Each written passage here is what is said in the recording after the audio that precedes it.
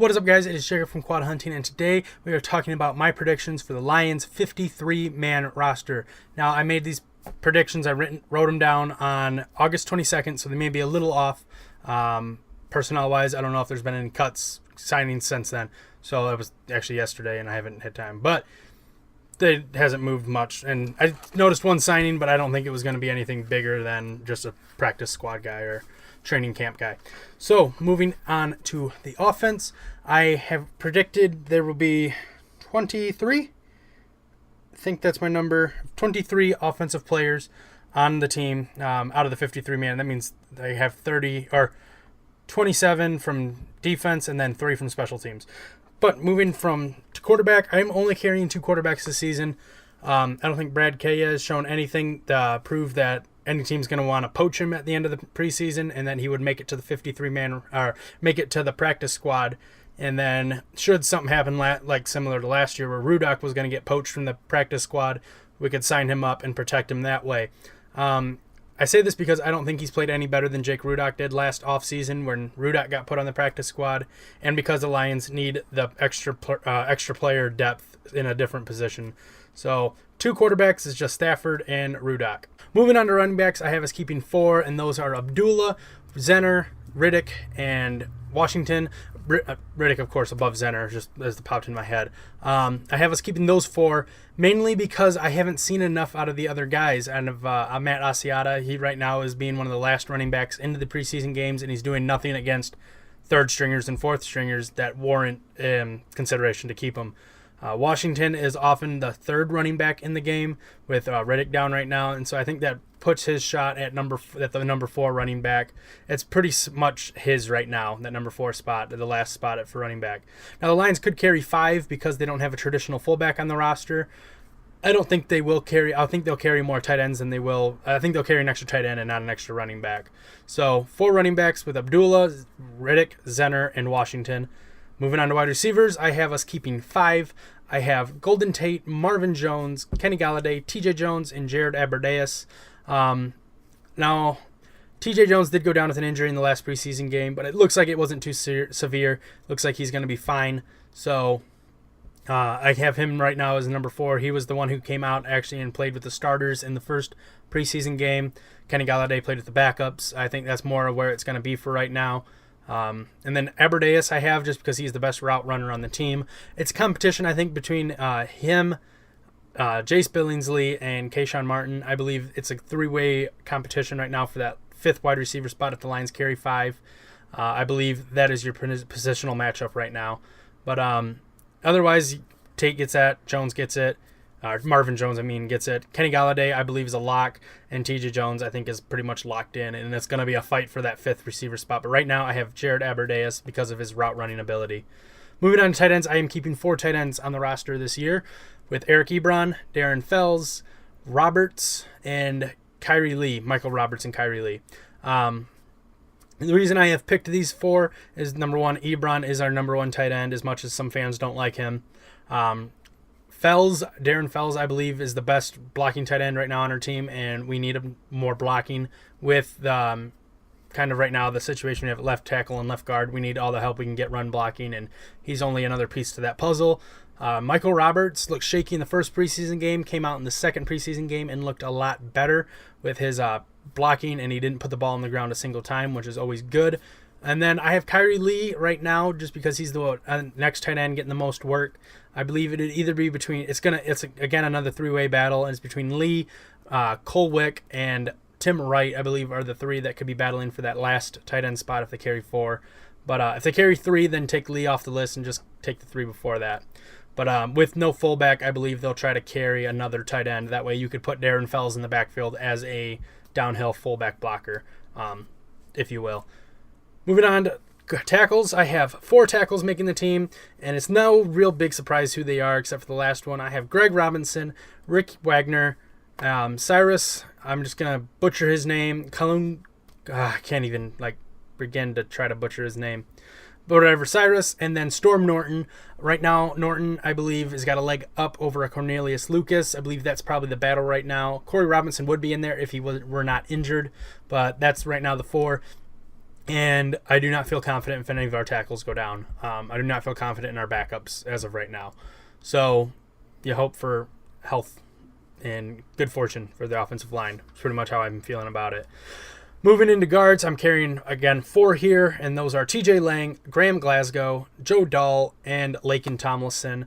Tomlinson, I believe, is one of the, I'll go into this a little later, but he's one of the last 5 players I put on the team. Or maybe not, maybe I didn't. Nope, he's not on that list. But he, I believe, is I'm not real locked in on him making the team right now. Right now, I think he's just the best of the worst, and that's why he made the team. Glasgow and Joe Dahl have both looked bad at left guard, but not bad enough for coaches and staff to consider putting Laken Tomlinson back in the starting role for left guard. So there's that. Lang looked a little rough in his first preseason game back, but that's expected. He's got to shake the rust off somehow. Moving on to center, I'm only carrying 1 center, and that's Swanson.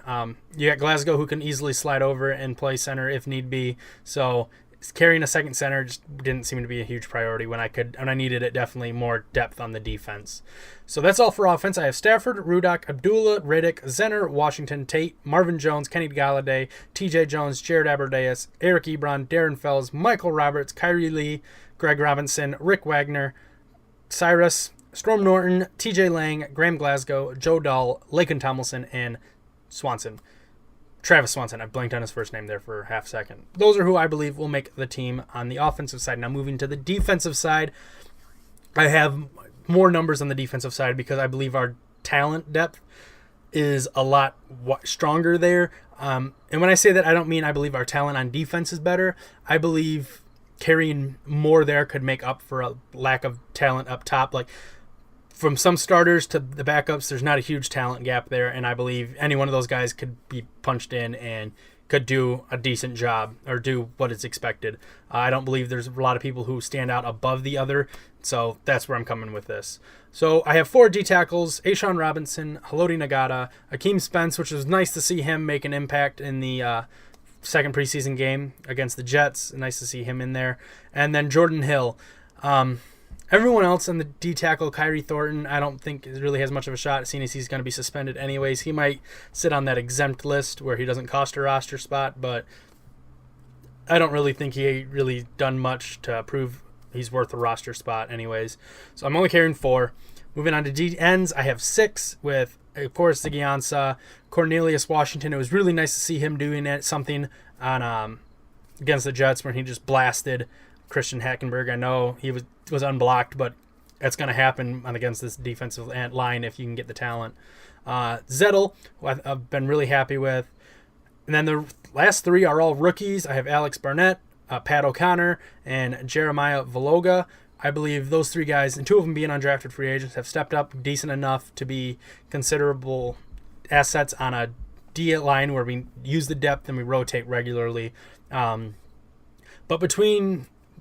I wanted to go 5. I ended up going 6 because I didn't know which one to get rid of between Barnett, O'Connor, and Valogas. They've all had their bright spots during preseason, so I went with all 6. This is where I kept more depth than probably needed, but with the talent at the end, I figure we need more help there than any more positions that we have. Moving on to linebackers, I'm carrying 5. I'm carrying Jared Davis, Tahar Whitehead, Antoine Williams, Paul Worleylow. I forgot to update this. It actually looks like I'm carrying 6. I wrote down 6. Jared Reeves-Maben. That's not Jared Reeves-Maben, but Reeves-Maben and Steve Longa. Steve Longa was one of the last picks in. I believe these, carrying 6 here is going to be more beneficial, mainly because I couldn't figure out who really to get rid of. Steve Longa's look good on special teams, and as much as he might, you don't want to see him on the starting defense should something happen, but he has that special teams role that the Lions value, where he can go out and he makes tackles, and it helps Sam Martin look better, and it helps the kickoff return or kickoff coverage team look better. So I believe he has a spot on this team because of that. But otherwise, Jared Davis, Tahir Whitehead, Antoine Williams was a starter for the first 2 preseason games. Paul Worleylow has shown his value as being a backup. He can play most positions in the linebacker core. And then I have Reeves-Maben just because I think he's a great building piece and someone you want to make sure doesn't get poached from another team. And he's also a good special teamer. Moving on to corners, I'm carrying 6 corners again. Like I said, I'm heavy on defense, but I'm carrying Darius Slay, Nevin Lawson, DJ Hayden, Thez Tabor, Jamal Agnew. I don't have first names right now. I just wrote down last, and Johnson Batamosi. Now with these, this is the position I've struggled with the most on who to keep and who not to. In the end, I went with people who have kind of, performed a little better and kind of are newer instead of guys who, proved last year what they could and couldn't do. I know it's go with the devil you know, not the devil you don't know, but sometimes the devil you don't know could end up being better, as weird as that sounds. But Slay, we know what Slay can do. Nevin Lawson was pretty good last year. Wasn't great, but Pro Football Focus seems to have him higher, or thinks higher of him than Lions fans do. DJ Hayden, I believe, has played decent enough in the preseason to win a roster spot. Thez Tabor Thez Tabor, I really like, being the rookie, and he's shown good plays during the preseason. Jamal Agnew, I have him probably, he has played good coverage in practices, and you hear a lot of good things about him. But right now, I'm not so much keeping him because of his value at corner. I'm keeping him right now because of his value at returns. He had a couple good returns, and that's where I'm seeing his value right now more, and then developing more into a corner is what I'm seeing there. And then Johnson Batamosi, again, special teams strength. He did pretty well. He did really well for us on special teams last year. And so that's where I keep him. As long as he doesn't have to see the field on defense, it's okay. 5 safeties is what I have decided to keep in Glover Quinn, Tavon Wilson, Miles Killebrew, Alex Carter, and Don Carey. I know right now a lot of people see it between Carter and Carey as the last spot, and then some people are higher on the safety Washington than I am. I haven't seen enough of him to really be excited about or heard a lot about him. Sometimes if no news is good news, but I prefer to hear if you're doing good or doing bad. I don't really hear a lot about him. So Killebrew, of course, I think is going to be the third safety. He's could easily be plugged in and play alongside Glover Quinn if needed, if Tavon Wilson's issues reach a suspension level or anything like that. I think he could be trusted to be a starter. Alex Carter, I think, has made a pretty good progression. After watching the Colts game, when I saw him on the field, I saw him near the ball for most part, and I think that's good showing for a guy who just converted from cornerback to safety and has been on the Lions team for 3 years and haven't seen anything of him. And then Don Carey, again, I decided to keep him. Again, special teams value. He is one of the most He is one of the most good guys in the NFL. He's been up for the Walter Payton Award of the year, which is the community service. He does a lot for the community of Detroit, and I think the Lions value that, and they want to keep good guys on their team. And Carey has talent and coming in and playing special teams. He was one of the best special teamers last year in the whole NFL, so that's where I see his value. And then special teams, it got Prater, Martin, and Molback. I mean, those are pretty easy and simple. As well as Redford's playing right now. It's great. He's probably going to get a spot on a NFL team as a punter, but it just won't be for the Lions. Now I'm going to cover the last 5 guys I put on the team, and then the last 5 guys, or the first 5 guys that came off of the team. The last 5 I decided to pull out, like the guys I was struggling with, who to take out and who to put in. But these are the last 5 guys that I have making the team, and those are Steve Longa, Storm Norton, Kyrie Lee, Johnson Batamosi, and Don Carey. For one point, I didn't have either Batamosi or Carey. Then I was like, well, I need some special teams, and that's also with Longa. I didn't really think about coverage units or anything like that, and because of their coverage unit ability, I kept all 3 of them. Norton, right now, I think he is probably the 4th best tackle on the team. That's why I'm keeping him. He's getting a lot of looks in training camp and preseason. And then Kyrie Lee, I didn't know whether to carry 3 or 4 tight ends, like I said earlier. So when I decided to carry 4, that's where Kyrie Lee got his spot. Now, the last 5 guys I took off the team, actually his last 6, there's I'll explain when I get to it. But Quandre Diggs, I didn't really know what to do with him, whether to keep him on the team or not. So ended up just booting him for DJ Hayden and Agnew. I believe those two have higher upside than Diggs does, so that's just the whole reasoning for that. I butcher his name every time. It's the center, Leo Kalugamanganigi. Kalumamangatani. Whatever. I wish I knew how to pronounce his name. I'm sorry if you are and you're watching, but I'm sorry.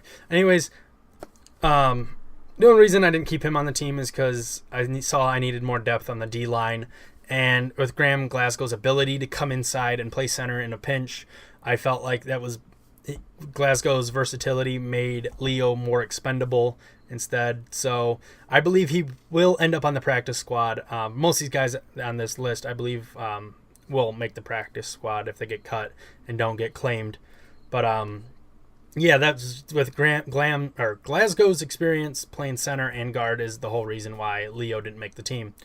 Jeremiah Ledbetter, he was my. I thought about carrying 5 D tackles. I ended up only carrying 4. He would have been the 5th. I just right now think that a year on the practice squad could help him, and you could maybe pull him up in the middle of the season and plug him in if there's an injury or anything like that. I think he'd do okay. But right now, I see him as a practice squad type player, talent-wise right now. Jace Billingsley, like I said, it was between Jared Aberdeus, Billingsley, and Martin. I don't have Martin on my the last guys I took out. I think he's in the competition there, but I think it's more between Aberdeus and Billingsley. And Billingsley right now, I hear a lot of hype about him, but I don't see him really produce. It's been my whole thing with him, so that's why I don't have Billingsley making the team. I have too much Patrick Edwards, if you remember that name. I have too much of that. Those flashbacks coming up when you used to hear Nate Burleson and Calvin Johnson real high and Patrick Edwards, and then he'd look decent during training camp and then disappear during the regular season. He wouldn't make a single catch or anything like that, and then end up getting cut and then brought back for the next season. And it happened like for 3 seasons, and it was just when it's kind of similar to what's going on with TJ Jones right now. But that's kind of how I feel about Billingsley. I don't know if he'll ever be on the big stage, sadly. Then my last one is actually 2 people. It was Cole Wick and Tim Wright. Like I said when I was talking about Kyrie Lee, I didn't really know who to cut, who to keep.